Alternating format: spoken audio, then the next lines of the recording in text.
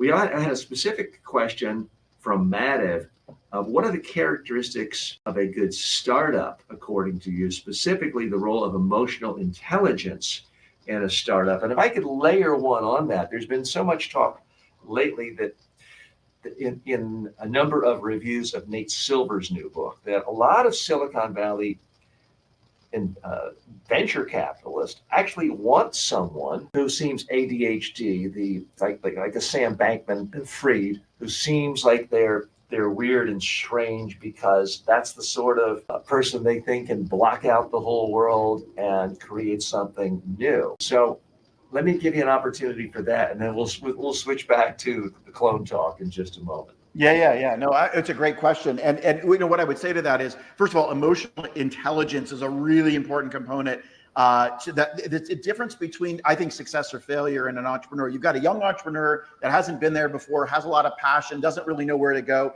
is not really focused, and doesn't have all the skills to kind of put it all together and the emotions to put it together as well. So that you become very reactionary. As you mature, as I have, as you mature, you become, and I used to be that, by the way. I used to be the low emotional intelligent quotient person that would basically bounce off the walls as we were having, and the more success we had, the more I would bounce off the walls. And I would completely create this frenzy within my organization. Go this way. And I'm ADHD. So again, back to your earlier comment that they look for ADHD people.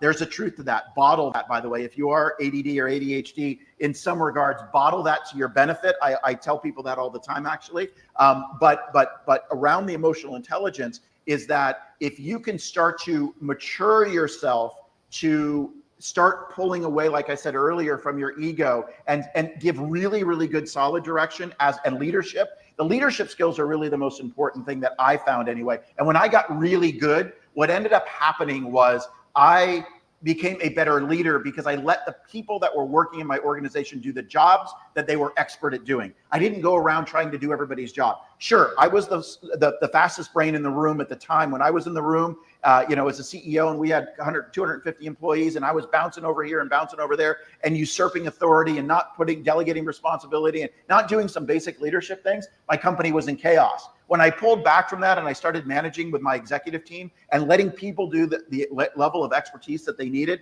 I became a really good leader, and the company ran so much smoother, and I was less stressed. I could go off on vacations and other types of things. I didn't need to be involved in every detail. I remember this. I hired a COO, and that COO, it was really, really hard for me to let go on any of that. I knew where every penny was in that company. And this was $20, $30, $40 million company. I knew every penny was every day, right? And you can't do that for so long. So what ends up happening is if you try to control the company like that, you end up limiting its growth.